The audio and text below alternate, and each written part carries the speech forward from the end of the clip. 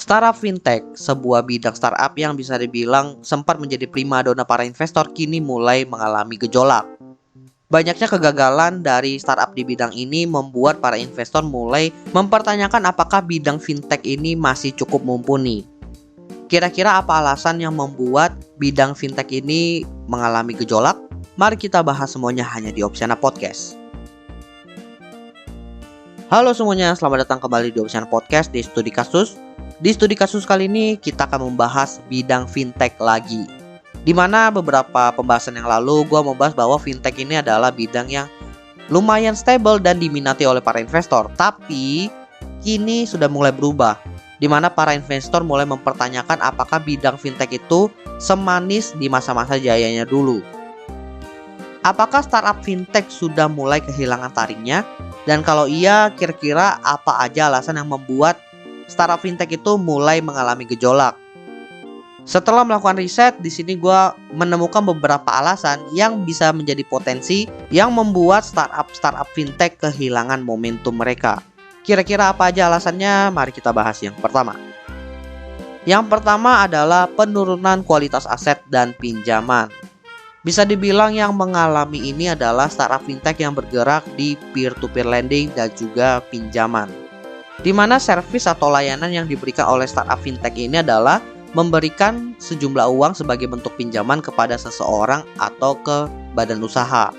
Idealnya adalah bahwa ketika startup fintech ini memberikan pinjaman, orang yang meminjam ini akan mengembalikan uang mereka bersama dengan bunga. Nah, bunga inilah yang menjadi keuntungan dari si perusahaan fintech ini. Tapi permasalahannya adalah resiko dari peminjam tidak mengembalikan uangnya itu cukup tinggi. Dan yang lebih parahnya adalah ketika startup ini memberikan pinjaman, mereka itu tidak ada penjamin. Tidak ada aset yang dijadikan jaminan oleh si peminjam. Yang hanya dimiliki oleh startup ini hanyalah identitas si peminjam aja dalam bentuk ya fotokopi KTP atau mungkin foto KTP dan muka orangnya. Sehingga ketika orang ini dalam tanda kutip lari dan tidak dapat ditemukan, maka si startup fintech ini ya kehilangan uang mereka. Dan kalau hal ini terjadi, artinya apa? Artinya tingkat prestasi yang dialami oleh startup fintech tersebut mengalami kenaikan. Jadi bisa dibilang untuk startup fintech ini itu ada perhitungannya sendiri lah untuk menentukan apakah startup ini sehat atau enggak. Kalau kalian masuk ke websitenya startup fintech itu biasanya ada istilah TKB 90, ada juga TWP 90. TKB 90 itu artinya tingkat keberhasilan dalam kurun waktu 90 hari terakhir. Sedangkan TWP itu tingkat prestasi 90 hari terakhir. Dimana untuk bisa dapat TKB ini ya berarti 100% dikurangin persenan dari TWP. Dan permasalahannya adalah besaran TWP ini semakin lama semakin meningkat. Setidaknya sampai data terakhir yang gue dapatkan yaitu per bulan Juli 2024 tingkat prestasi 90-nya itu sebesar 37,17%. Kalau dibandingkan dengan tahun sebelumnya, ini mengalami kenaikan sebesar 23,97%. Ini kenaikan yang signifikan loh. Dan permasalahannya adalah kalau seandainya peminjam ini tidak membayar uang yang mereka pinjam, startup fintech ini ya mereka itu kehilangan uang mereka. Mereka kehilangan aset mereka. Makanya terjadi penurunan kualitas aset di sini. Ya simpelnya sih seperti itu ya. Oleh karena itu jangan heran para investor itu ketika melihat startup fintech sekarang terutama peer-to-peer lending dan pinjol, ya mereka males buat invest lagi karena mereka itu melihat tingkat prestasinya itu cukup tinggi. Tapi bukan berarti para investor itu nggak bakal naruh duit lagi di startup fintech ya. Mereka bakalan naruh, tapi mereka bakal lebih selektif memilih startup fintech peer-to-peer lending dan juga pinjol yang nilai TKB-nya itu masih tinggi. Ya mungkin di atas 90% mereka masih mau lah. Karena yang tadi gue bilang tingkat prestasi itu sekitar 30-an%, itu kan skala nasionalnya. Tapi untuk per startupnya itu sendiri itu beda-beda. Sehingga masih bisa selektif lah memilih startup mana yang potensial di sana. Cuma balik lagi untuk para investor, kalau ada yang pitching ide-ide peer-to-peer lending atau pinjol ya ada kemungkinan mereka itu mulai waspada sih. Kita lanjut ke alasan yang kedua. Alasan yang kedua adalah karena return of investment. Ya namanya investor kalau naruh duit, mereka pengen duit mereka balik plus dengan untung-untungnya, dengan bunganya, dengan labanya. Tapi sayangnya return of investment dan juga return of asset dari startup fintech ini kurang dari 5%. Dan itu pun berbeda-beda tergantung tingkat resiko dari startup fintech yang mereka invest juga. Sehingga dengan resiko yang tinggi, biaya yang tinggi, dan jalur menuju profitabilitas yang tidak jelas di sini, membuat para investor itu bertanya-tanya, apakah gue harus naruh uang gue di startup yang masih nggak jelas seperti ini, yang resikonya tinggi dan juga nggak jelas planningnya mau seperti apa untuk dapat profit. Sebenarnya sih ini bukan untuk startup fintech aja ya, tapi untuk startup yang lain. Cuma untuk startup fintech di sini secara data itu mereka return of investmentnya sekitar 5% aja. Ini pengaruh juga dari si TKB yang tadi udah gue jelasin. Kalau seandainya startup fintech itu bisa memanage aset mereka dengan baik, kemudian bisa menagih pinjaman itu dengan sangat baik juga sehingga TKB-nya itu tinggi, dan yang paling penting mereka itu punya jalur profit atau revenue yang cukup oke, harusnya sih return on investment-nya itu ya di atas 5% ya, sehingga menarik buat para investor.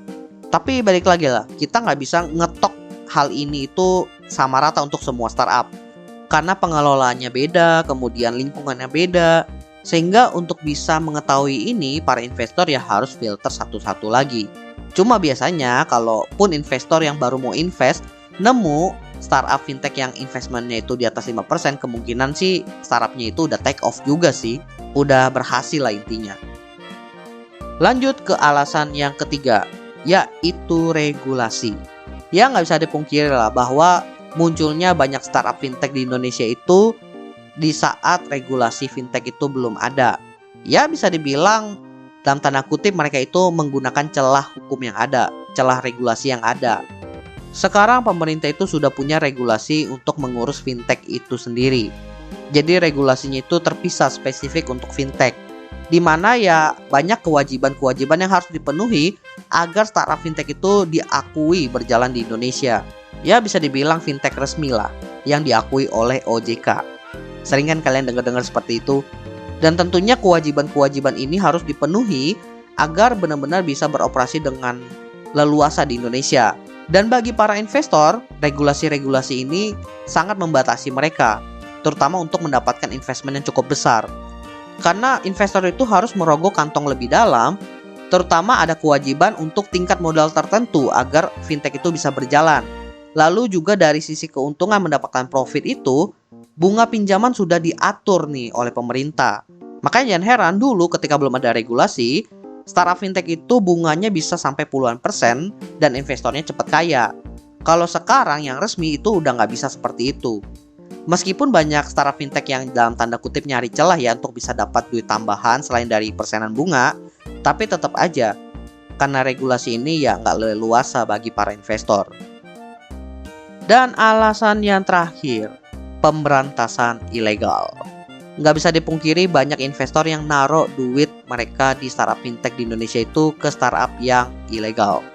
Dan sekarang pemerintah itu udah buat regulasi yang mulai memfilter mana startup fintech yang bisa beroperasi di Indonesia dengan resmi di bawah pengawasan OJK. Bahkan list dari startupnya itu terus diupdate setiap bulan oleh OJK. Kalau kalian pengen cek bisa cek di website OJK-nya itu sendiri. Sehingga kalau kalian itu ketemu startup fintech yang menawarkan kalian pinjaman dan kalian tidak menemukan namanya di website OJK, sudah pasti itu ilegal. Dari pemerintah sendiri pun sudah mulai aktif memberantas startup fintech ilegal ini. Kalau kalian lihat dari sisi investor ya, terutama investor yang pengen untung terus, ya jelas dengan adanya pemberantasan startup ilegal di sini membuat startup fintech itu menjadi tidak populer lagi. Ya biasanya investor-investor yang seperti ini ya investor yang pengen bawa uang aja tanpa memikirkan regulasi. Makanya jangan heran jumlah investor yang pengen invest di startup fintech itu semakin berkurang karena ya investor-investor ilegalnya juga mulai hilang nih, mulai kabur. Jadi ya jangan terlalu ditelan mentah-mentah kalau ada kata istilah investor kabur. Ya memang ada investor resmi yang kabur, tapi ada juga investor ilegal yang kabur. Dan contoh kasusnya ya di startup fintech ini. Oke, jadi itulah beberapa alasan yang membuat startup fintech kehilangan taringnya, terutama di Indonesia. Terlepas dari popularitas startup fintech yang semakin lama semakin memudar, bukan berarti startup fintech itu kehilangan potensi untuk berkembang ke depannya. ada masanya nanti startup fintech itu kembali booming. Entah karena inovasinya atau memang karena kebutuhannya. Karena balik lagi startup fintech itu startup yang juga menyokong ekonomi di seluruh dunia. Bukan cuma pemerintah, bukan cuma perbankan. Oleh karena itu, mari kita pantau bersama perkembangan startup fintech terutama di Indonesia. By the way teman-teman, jangan lupa follow Instagram dan juga akun TikTok Opsiana Podcast di @opsianamedia karena di sana akan ada konten-konten menarik dan juga yang bermanfaat buat teman-teman semuanya. Dan juga kalian akan mendapatkan update dari Opsiana Podcast kalau nantinya ada episode terbaru yang rilis. So, jangan sampai teman-teman ketinggalan sama update-nya. Dan terakhir, jangan lupa juga untuk follow atau subscribe Opsiana Podcast di platform kesayangan teman-teman. Dan nantikan konten-konten menarik dari Opsiana Podcast nantinya di sana. Oke, gua rasa itu aja. Thank you buat teman-teman yang sudah mendengarkan. See you next time di episode Opsiana Podcast lainnya.